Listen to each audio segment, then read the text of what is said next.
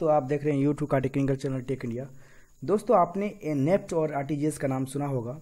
ये एक banking terms है। जब भी आप फंड ट्रांसफ़र की बात करते हैं या फंड ट्रांसफ़र करने के लिए बैंक में जाते हैं या आपका कोई friend net banking through fund transfer करता है तो दो ये शब्द बहुत अहम होते हैं, नेफ्ट और आरटीजीएस। दोस्तों, ये इस तरह से एक वे है पैसा ट्रांसफ़र करने का या फंड ट्रांसफ़र करने का, एक अकाउंट से दूसरे अकाउंट में या एक बैंक से किसी दूसरे बैंक में, या सेम बैंक हो या अदर बैंक हो, उसमें पैसे ट्रांसफर करने के ये दो तरीके हैं, दो रास्ते हैं। जैसे पानी फ्लो, वाटर को फ्लो करने के लिए दो रास्ते होते हैं। जैसे नल है, नाला होता है और एक नहर होता है। नाला पतला होता है, उसमें उसके माध्यम से हम एक जगह से दूसरे जगह पर वाटर का फ्लो कराते हैं, ट्रांसफ़र कराते हैं। और एक कैनाल जो बड़ा होता है, नहर, उसमें हम एक जगह से दूसरे जगह पर वाटर का फ्लो कराते हैं। वैसे ही समझिए आप नेफ्ट और आरटीजीएस को। दोस्तों, नेफ्ट जो है, इसका जो फुल फॉर्म होता है वो नेशनल इलेक्ट्रॉनिक्स फंड ट्रांसफ़र होता है, और आरटीजीएस होता है रियल टाइम ग्रॉस सेटलमेंट, और ये भी एक ट्रांसफ़र करने का माध्यम है। दोस्तों, इसमें बेसिक फ़र्क क्या है मैं आपको बारी बारी से समझाऊंगा। दूसरी चीज़ देख सकते हैं कि इसमें transfer happen in a batch हैंस फ्लो। चूँकि नेफ्ट में जो पैसा ट्रांसफ़र होता है वो लगभग 11 बैचेज में वो ट्रांसफ़र होते हैं। जैसे कि मैं आपको बता दूं कि जैसे नेफ्ट करने की जो सुविधाएं दी गई हैं वो आरबीआई द्वारा, वो सुबह 8 बजे से लेकर शाम को 6:30 तक है। लेकिन आप जब भी पैसा का ट्रांसफ़र करते हैं या बैंक वाला कोई कर्मचारी नेफ्ट के थ्रू अगर पैसा ट्रांसफ़र करता है एक अकाउंट से दूसरे अकाउंट में नेफ्ट के थ्रू, तो वो 8 बजे से लेकर शाम को 6:30 पर ही कर सकता है वर्किंग डे में। सैटरडे के दिन ये सिर्फ 12:30 बजे तक हो सकता है। लेकिन क्या होता है, ये जो पैसे ट्रांसफ़र होते हैं वो एक बैच के रूप में ट्रांसफ़र होते हैं। जैसे कि मैं आपको बता दूं, जैसे सपोज करिए कि 8 बजे से लेकर 9 बजे के बीच में एक बैच बनाया गया, यानी 8 से 9 के बीच में जितने भी ट्रांसफ़र होंगे उस पार्टिकुलर बैंक के दूसरे बैंक में पैसे ट्रांसफ़र करने के, तो वो सारे के सारे ट्रांसफ़र 9 बजे ही होंगे। फिर दूसरा बैच बनाया गया 9 बजे से 10 बजे तक, ठीक है। 9 बजे से लेकर 10 बजे के बीच में जितने भी ट्रांसफ़र होंगे वो 10 बजे वो फुली ट्रांसफ़र होगा नेफ्ट के थ्रू। ये ऐसा सिस्टम है। इसकी जो मिनिमम लिमिट है वो तय नहीं है और मैक्सिमम लिमिट भी तय नहीं है। मतलब मिनिमम आप 1 रुपये से आप ट्रांसफ़र कर सकते हैं, और मैक्सिमम लिमिट जो है बैंकों द्वारा लगाया गया है। आरबीआई द्वारा कोई लिमिट नहीं तय किया गया है। बैंक द्वारा 10 लाख रुपीज़ का एक कैप लगाया गया है। बात करते हैं हम आरटीजीएस की, रियल टाइम ग्रॉस सेटलमेंट। इसमें थोड़ा सा अलग सिस्टम है। आप जब भी पैसा ट्रांसफ़र करते हैं वो रियल टाइम में बिल्कुल सेटलमेंट हो जाता है। बिल्कुल जैसे आप फंड ट्रांसफ़र करते हैं आरटीजीएस के माध्यम से, या बैंक वाला कोई कर्मचारी आपके अकाउंट से किसी दूसरे अकाउंट में पैसा ट्रांसफ़र करता है आरटीजीएस के थ्रू, तो पैसा रियल टाइम में ट्रांसफ़र होता है। जो इसकी टाइमिंग है वो 9 बजे से लेकर शाम को 4:30 तक रखी गई है, और इसकी टाइमिंग थोड़ी कम रखी गई है। देख सकते हैं इसकी टाइमिंग ज़्यादा है। और आप जो फीस की बात करेंगे तो इसकी थोड़ी फीस ज़्यादा होगी, और ये सैटरडे के दिन दोपहर 1:30 बजे तक ही कर सकते हैं। हाँ, इसके लिए कंडीशन लगाई गई है आरटीजीएस में, सिर्फ आप जो फंड ट्रांसफ़र है वो मिनिमम 2 लाख रुपये का कर सकते हैं, मैक्सिमम का लिमिट नहीं है। लेकिन बैंकों द्वारा, जैसे एचडीएफसी बैंक, आईसीआईसी बैंक, तमाम बैंक हैं, उनके द्वारा एक कैप लगाया जाएगा जिसमें ये बताया जाता है कि 10 लाख रुपये तक आप ट्रांसफ़र कर सकते हैं। दोस्तों, हम बात करने जा रहे हैं फीस के बारे में। क्या फीस है इसकी, नेफ्ट की, आरटीजीएस की और आईएमपीएस की। दोस्तों, बता दूं आपको, मैं पहले जिक्र कर चुका हूं कि नेफ्ट का जो टाइमिंग है मंडे से फ्राइडे में 8 से 6:30, और सुबह 8 से 6 शाम को 6:30 तक है।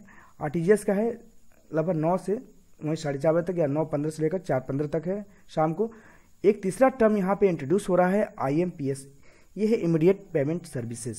इसके बारे में मैं थोड़ा सा बताऊँगा। पहले आप नेफ्ट और आरटीजीएस के बारे में जान लीजिए।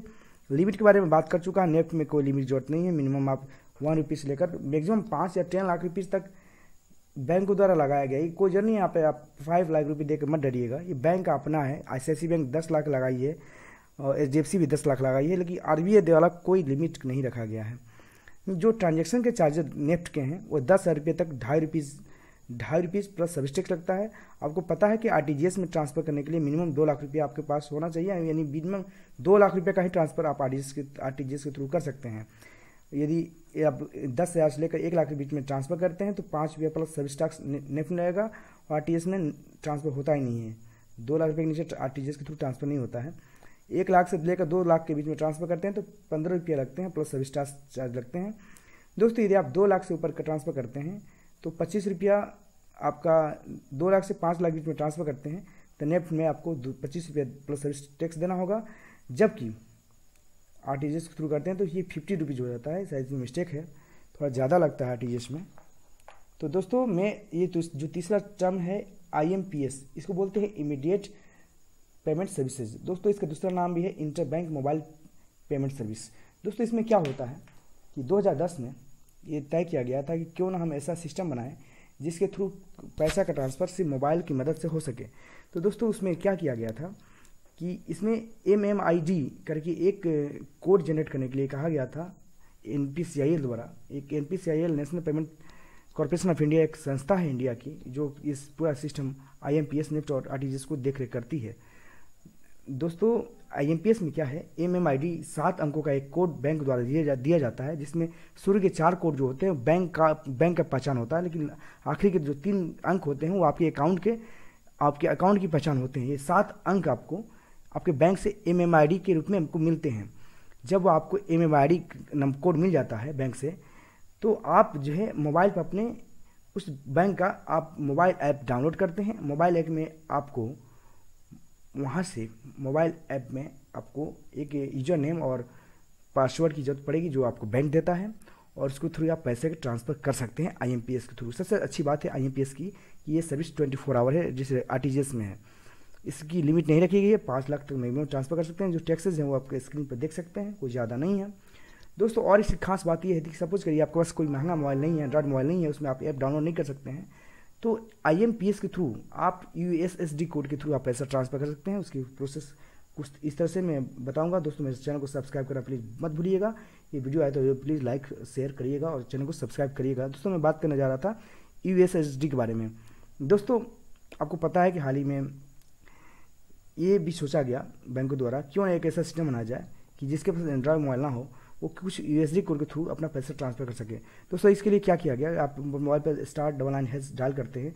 डायल करने के बाद आपके पास एक लिस्ट आती है जिसमें आपसे 4 अंक डालने के लिए कहा जाता है, बैंक का शॉर्ट नेम या फिर IFSC कोड के जो 4 अक्षर होते हैं शुरू के। जैसे सपोज करिए SBI का जो IFSC कोड होता है SBIN 0 करके होता है, टोटल 11 डिजिट का होता है वो बैंक कोड, उसको शुरू के 4 डालने होते हैं। फंड ट्रांसफ़र करने के लिए आप MMID का भी विकल्प चुन सकते हैं। MMID वही होता है मोबाइल मनी आइडेंटिफिकेशन, वो बैंक आपको देता है, और बैंक फिर आपको मोबाइल नंबर और MMID डालना होता है जो जिसके अकाउंट में आपको पैसा भेजना है, उसका मोबाइल नंबर, और उसका बैंक उसको MMID देता है। और जब तक MMID नहीं देगा तो आप उसके अकाउंट में IMPS के थ्रू पैसा ट्रांसफ़र नहीं कर सकते हैं। उसके बाद आपका बैंक जो है आपको इस सर्विस के लिए आपको MP नंबर देता है और यूजर नंबर और MP नंबर देता है। उसको आप डालने के बाद और इस पे छोड़कर खाता नंबर के आखिरी 4 नंबर डाल के आप पैसा ट्रांसफ़र कर सकते हैं। ये भी बहुत अच्छा तरीका है पैसा ट्रांसफ़र करने का। दोस्तों तो यदि आपको वीडियो पसंद आया तो प्लीज़ लाइक करिए, सब्सक्राइब करिए हमारे चैनल को और देखते रहिए tech India. Good luck, bye bye.